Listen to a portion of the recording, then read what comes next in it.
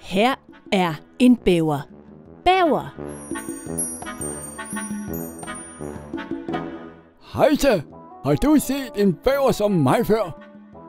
Blød, brun og bedårende. Ja, det er mig.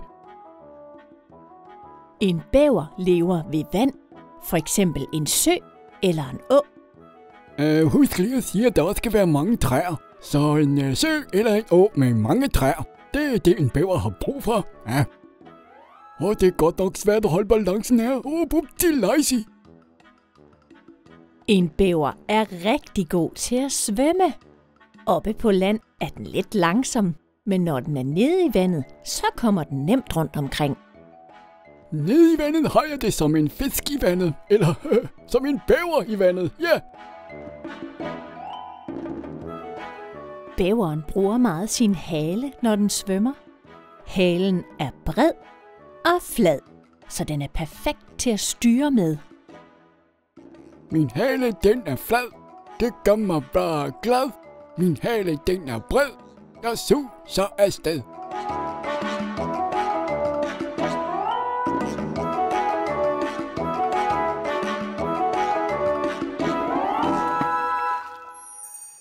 Der bor bævere flere steder i verden, og de bor også i Danmark. Men faktisk har de holdt lidt pause med at bo i Danmark. Nu skal du høre. For mange år siden, altså over 1000 år siden, boede der bævere i Danmark. Men der var en masse jægere, de ville gerne have bæveren, fordi den havde dejligt kød og dejlig pels. Og de jagede den så meget, at bæveren forsvandt. Så derfor har der ikke boet bæver i Danmark i over 1000 år. Ja, det var den rene jammer dengang. Bæver, sagde vi. Men så var der nogen, der besluttede sig for, at vi skulle have bæveren tilbage til Danmark. Så de satte nogle bævere ud i naturen, og de fik unger, og så fik de unger, og de fik unger. Altså, de formerede sig. Så i dag er der mange flere bævere i Danmark. Yeah, Danmark! Der er så dejligt vand her i Danmark. Men man kan heller ikke leve uden bæver, vel?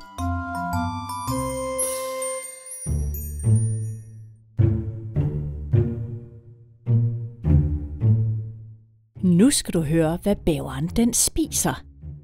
Bæveren spiser planter, for eksempel blade og små knopper på træerne, men også bark.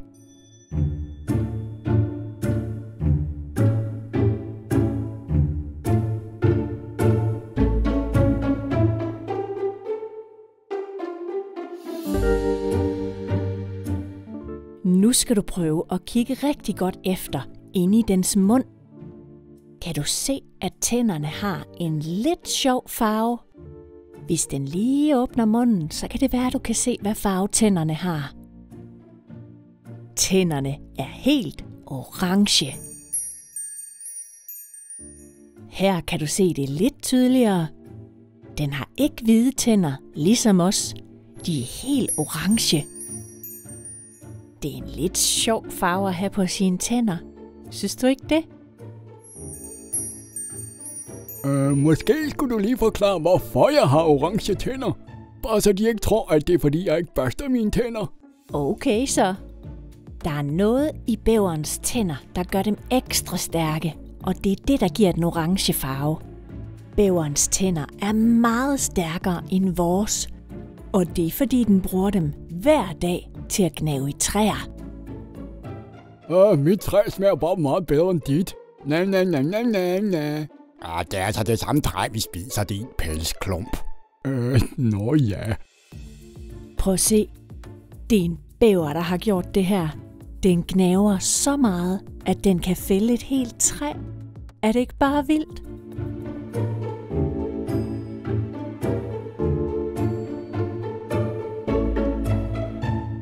Bæveren er faktisk en gnaver. Gnavere er en gruppe af dyr, der gnaver rigtig meget i ting.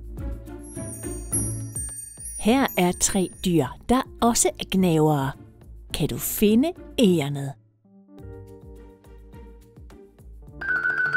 Ja, det er rigtigt. Det var egernet. Kan du nu finde rotten? Ja, det var rotten. Kan du nu finde chinchillaen? Det er rigtigt. Alle sammen er altså gnavere, ligesom bæveren. Men bæveren er den største gnaver, der findes i Danmark.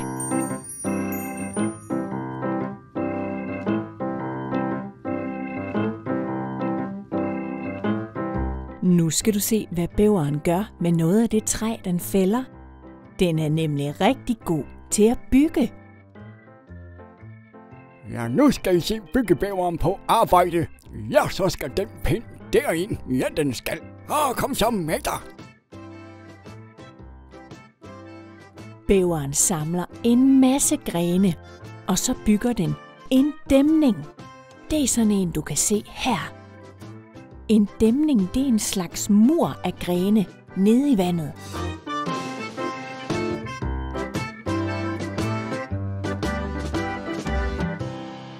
Er der stemning for en dæmning? Ja, der er, ja, der er, ja, der er. Er der stemning for en dæmning? Ja, der er, ja, der er, ja, der er. Når bæveren har bygget en dæmning, så kommer der en stille sø på den ene side, og der bygger den sin bæverhule. Bæveren bor inde i bæverhulen. Den bygger den af træstammer og grene og mudder.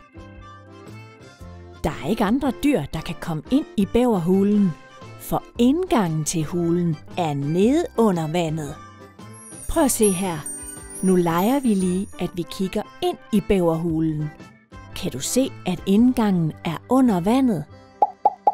Det er den der vej, den skal for at komme ind i sin hule, og så sidder den trygt og godt derinde.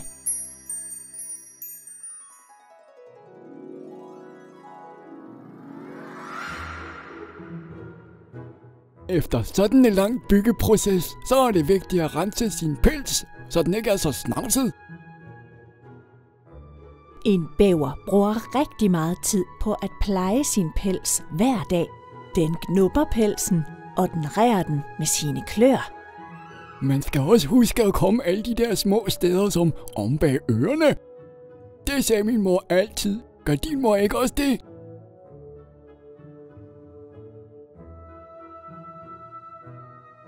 Og så lige godt på kinderne og på halsen. Lige der, ja.